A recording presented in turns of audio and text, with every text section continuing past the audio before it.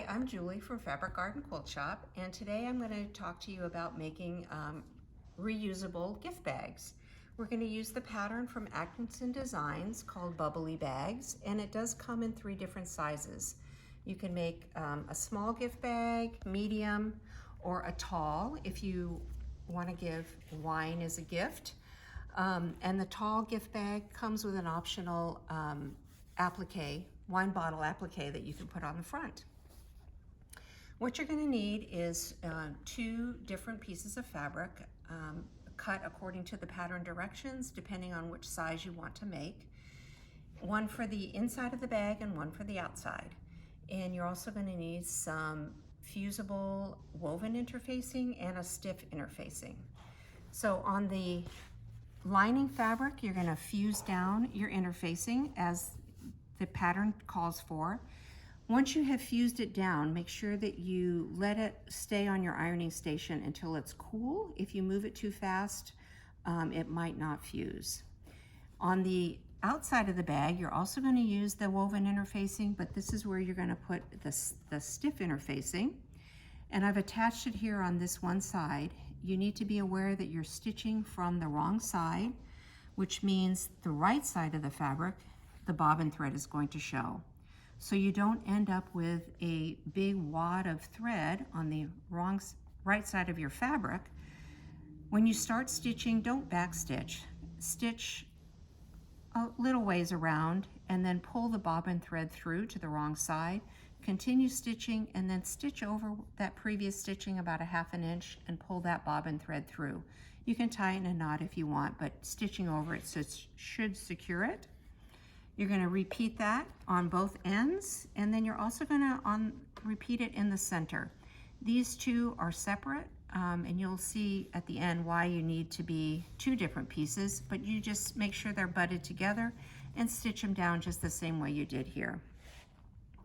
Once that is on, you need to make some handles, and the bag asks you to use zippers, just as a fun decorative way to do that.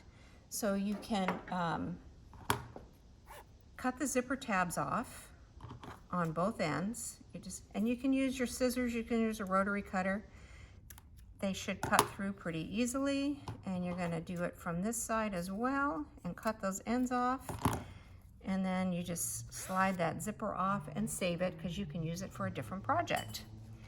And you can do that on both of these, and it does it pretty quickly. You don't have to worry about making it even because you are going to recut them. And so again, you can zip that off and save it.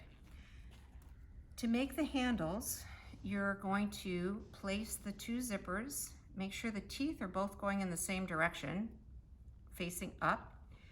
And then depending on the foot you have on your sewing machine, you can either do 1 stitching line down the center, or you can do 2 to secure it. Stitch all the way down and then cut them to the length that the pattern calls for. So you will have 2 of these handles, and then you just need to cut them to the appropriate length.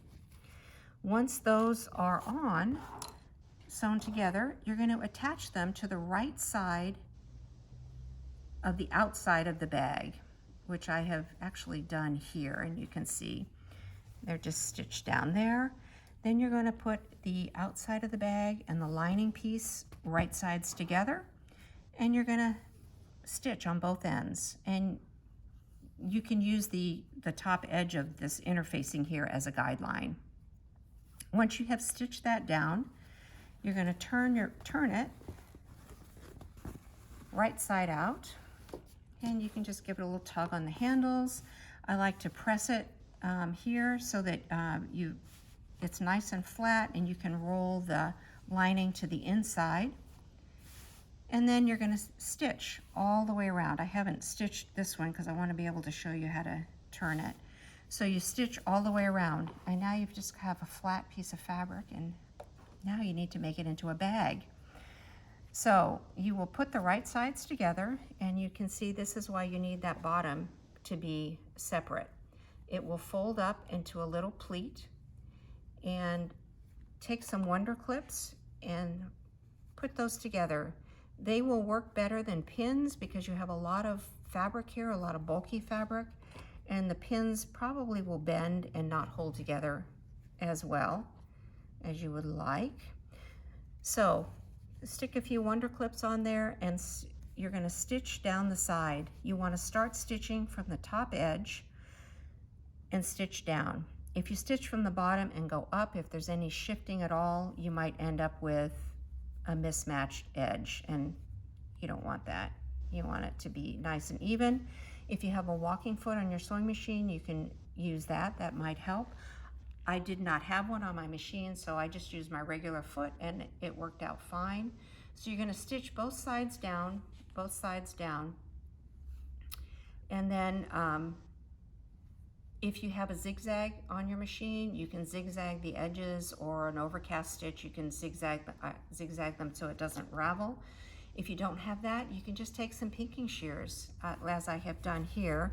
You can see that, and just pink the edges so that they don't fray.